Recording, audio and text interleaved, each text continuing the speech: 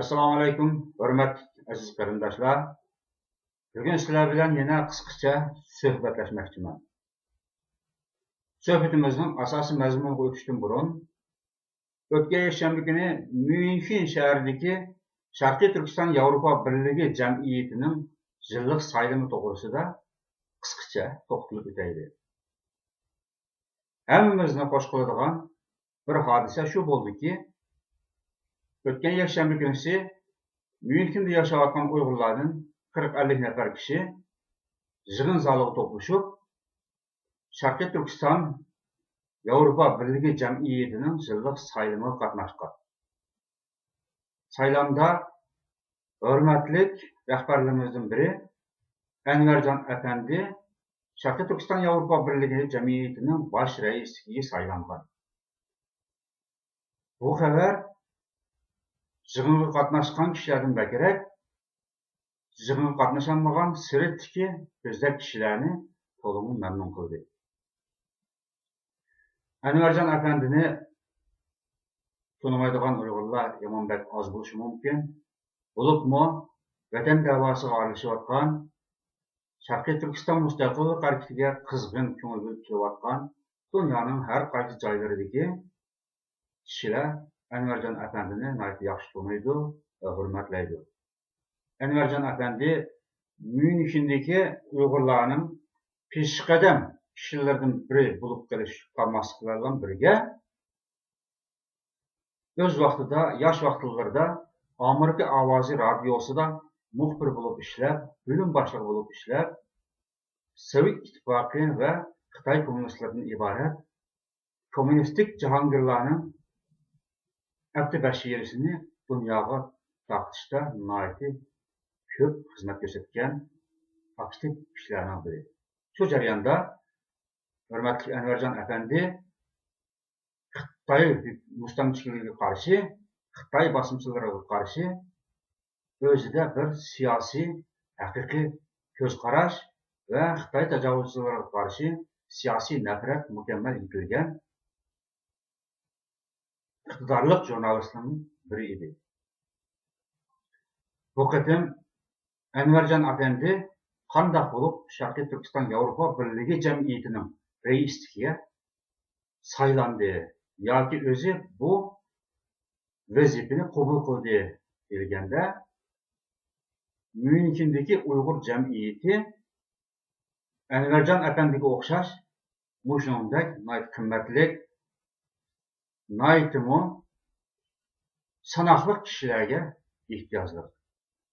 Yolg'izlar Myunxen shahri emas, dunyoning qanday yerda bo'lmasin, Uyg'urlar, muhojir ko'chman Uyg'urlar yashayotgan, o'ltiraqlashib yashab kelayotgan yurtlarda, davlatlarda oldi bilan Uyg'ur davosini sog'lom, mukammal yetaklab boradigan shaxsiy ehtiyoji bo'lish bilan birga o'zlari turib yashayotgan yurtlardagi Uyg'ur jamoatlarini tashkillab, jamoatchilikni yetaklab boradigan iqtidorli, tajribali kishilarga intayin ehtiyoji zo'r. Bugungi kunda Anvarjon Afandining Sharqiy Turkiston davosiga to'p qo'shishdan, Sharqiy Turkiston davosiga qatnashib, o'zining bir kishilik siyosiy vazifasini ado qilishdan bakarak, Myunxen shahridagi Uyg'urlarning ijtimoiy hayotini, ijtimoiy faoliyatlarini tashkillab, kelgusi avlodlarni texmi yaxshi, mukammal, ittifoq, haqiqiy kelgusiga qarata bir jamiyat shakllantirishda tam bo'lsa bo'lmaydigan kishilardan biridir. Yolg'izlar Myunxen shahriga emas, dunyoning har qaysi Uyg'urlar o'ltiraqlashib yashayotgan jamiyatlarda Anvarjon Afandiga o'xshash o'zini to'xtatgan, axloqliq, Uyg'ur axloqini yo'qotmagan, yoshlarga qanday muomala qilishni, go'daklarga qanday muomala qilishni, cho'nglar bilan qanday muomalada bo'lishni yaxshi farq etib bilgan va o'ziga o'zlashtirgan bunday kishilarni tanlab, oldiga chiqarib, ular bilan hamkorlashib bir jamiyat qurish Hammamizning majburiyati. Endi bu naytda xo'shalliq bir kayfiyat bilan birga men qisqacha yaqinki o'tmish to'g'riliq so'zlab o'tmoqchiman. Mening so'zlamoqchi bo'lganim dal mushundaq bir saylam to'g'risida munosabatli ham onundan keyingi ba'zan ko'ngilsizlik, yaramsizlik ishlarga munosabatli ham o'zimizning o'tgan yilgi Myunxen shahrida ommaviy imzo to'plab bir qancha kishilarga norozilik bildirish, besim ishlatishdan iborat bir qator yaramsizlik masalalarga munosabatli mazmunni o'tirib qo'ymoqchiman.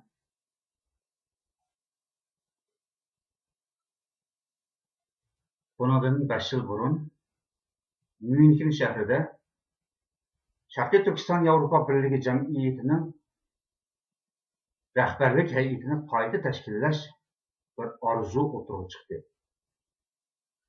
Bo'libmi, Anvarjon apandining Sharqiy Turkiston Yevropa Birligiga rais bo'lib va o'ziga munosib kishilarni atrofiga to'plab bir jamiyatni to'g'ri durust yetaklab mang'idak bir kollektiv hay'at shakllantirishda muhim bir shaxs ekanligini tushunib yetgan bir qancha kishi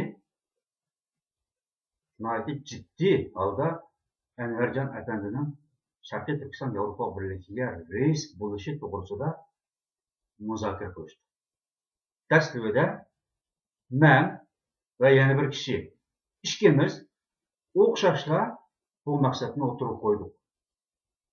Xuddi har ikkimiz ko'nglimizga bukib turgan o'xshash maqsadimiz, fikrimiz o'xshash bir yerdan chiqdi. Shuning qo'shillig'ida ikkinchi bir kishiga, uchinchi bir kishiga aytdik, to'rtinchi birisiga aytdik. Bu to'rtimiz bir qur muzokarani o'tkazgandan keyin 5-chi bo'lib Anvarjon apandining o'ziga odam qo'ydik. Shu 4 kishining ichidan birini Anvarjon apandiga avatdik. Bu akamiz o'zining shaxsiy ish-ovqat tijoratlaridan eshib bu jamiyatni idora qilishga, jamiyatga rais bo'lib berishga ro'yi bormi yo'qmi buni bilib boqaylik. Bu maqsadda odam avatdik. Bizniki umum maqsadimizni tushungandan keyin Anvarjon apandi nihoyatda mamnunlik bilan bu taklifni qabul qildi. Shuning bilan biz atrofdagi yaqin yo'ruq, ko'nglimiz yaqin va Anvarjon apandini jamiyatning raisligiga saylab qo'yiblar, o'z ishi bilan bo'lib taqab ketmaydigan, qo'l tutib bu jamiyatni rasmiy qurib chiqadigan avlodlarni haqiqiy Uyg'urcha axloq bilan tarbiyalab yetildiradigan siyosiy inqilobiy ruh bilan haqiqiy bir Uyg'ur avlodi, haqiqiy bir Uyg'ur jamiyati tashkillashga kuch chiqaradigan bir turkum kishilarni biz alohida safarbarlikka keltirdik. Saylan vaqti haqiqatan bir qisqa kelib qoldi, bir qancha kun. Shu mezgilda mavjud rais o'zining bir turkum qo'llovchilarini va o'ziga ovoz bermaymiz deb boshqa kandidat izlayotgan bizga o'xshash bir turkum o'qituvchilarni ishxonasiga chaqirdi. Biz 20 ga yaqin kishilar ona taklifiga binoan ishxonasiga berib suhbatlashdik. Mavjud raisning o'zi bundan burun vazifa o'tayotgan jarayonda qilgan ishlarini qisqacha so'zlab, endi bundan keyin yana bir qatim vazifa elish va daha yaxshi xizmat ko'rsatish orzusini o'tirib qo'ygan bo'ldi. Uning qo'llovchilari o'zining ifodalarini bildirishgan bo'ldi. Ba'zanlar u raisni qo'llamaydigan va biz tayyorlab o'tirib chiqqan kandidatga ovoz bermaydigan, shunday o'tirda o'zi bitirib turganligini bildirdi. Har qaysi o'zining ko'z qarashini, o'zining orzularini bayon qilgan bo'ldi. Mavjud raisni qo'llamaydiganlar o'zining fikrini o'tirib qo'ydi. Hammasi degidek bir qo'rdan so'zlab ifoda bildirib o'tdi. Ben bu şu qatada özümün göz qarashimni, fikrimni qisqacha bayon qilgan bo'ldim. Meni o'tirib qo'yganim asosan Sharq Turkiston Yevropa Birligining shu qatimki mavjud raisi va rahbarlari ijtimoiy faoliyatlarni bir qism mukammal yoki ko'proq qanoatlanarli darajada ilib borgan bo'lsa-mu, ammo yoshlarga yetishib cho'ngayotgan avlodlarga nisbatan bundan keyingi Uyg'ur jamiyatini qandoq yetaklashga nisbatan mavjud idora hay'atininki yetarlik layoqatsiz ekanligini va shuningdek ularning vazifa o'tayotgan jarayonida tashkilot ichidagi ya'ni muhim vazifalik birisining kimlik masalasi o'tirib chiqdi. Yana saxta kimlik masalasidan o'zini topshirib siyosiy panoh tilab qolgan bir kishi ekanligi o'tirib chiqqandan keyin Germaniya doiralari bo'libmi siyosiy panohlik idorasi va shuningdek siyosiy panohlik qabul bo'lib keyin vatandoshlikqa iltimos qildiganlarga munosabatlik bundaq o'rinlar alayda tushuncha berdi. Hozirgi vaziyatda Uyg'urlarga biz ishinib ketolmaymiz. Uyg'urlarningki mushadagi muhim tashkilotli organdan iborat bo'lgan Sharqiy Turkiston Yevropa Birligining idora hay'at qatlamidan kimligi saxta kishi oshkorlandi. Shuning uchun biz hozircha Uyg'urlarga bo'lgan pozitsiyamizni asm qo'ziq esib qo'ymaymiz. Masala sizlar kutgandek undaq tez hal bo'lishi hozircha mumkin emas degan ifodani bildirdi. Bu gapni men emas, bir qanchimizga bir qanchasi shundaq muomalaga uchraganligini aytgan edi. Men buni o'tirib qo'ydim. Men faqatla mavjud raisga qarshi ovoz berganligim emas, shu vaqtdagi 11 kishilik idora hay'atining hech qaysisiga ovoz bermaydiganligimni, ularning o'zi darhol tadbir qo'llanib, saxta kimlik bilan oshkorlanib qolgan bu rahbarni darhol bir advokat orqali uning vazifadan vaqtliq chekinganligini ma'lum qilib, bir parcha yozma iltimos yo'llab hukumat munosabatli doiralarga. Biz bu kishiningki kimligini tekshirish, kimligini isbotlash huquqimiz ham majburiyatimiz yo'qdi. O'zini Uyg'ur va Uyg'uristondan keldi deb ma'lum qildi. Biz faqat shuni bilamiz, saylam jarayonida ko'pchilik ovoz berib sayladi. Biz buni hurmat qilamiz. Shunga tashkilotni ham chiqarib o'tmaymiz. Ham tashkilotga xizmatiga biz yo'l qo'ymaymiz. Bu kishining kimligi aniqlanib, hukumatdan bizga bir javob kelmaguncha bu asm qo'ziqda eshitilib turdi degan mazmunda shundoq bir iltimos yezilib hukumatga yo'llash kerakdi. Sizlar bu ishni qilmadinglar.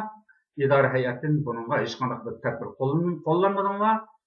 Shuning oqibatida hozir butun Uyg'urlar bir gumon doirasiga kirib, yolg'onchilik doirasiga kirib, tekshirish obyektiga aylanib qolishi bu nihoyatda bir cho'ng mag'lubiyat ham ziyonli bir oqibat kelib chiqdi degan nuqtani o'tirib qo'yib o'z ifodamni bildirdim. Ularni o'zining tushunchalarini, o'zlarini o'tirib qo'ydi. Nima sababdan undaq qilmaganligi tarafda bir o'z fikrlarini ifodalarini bildirgan bo'ldi.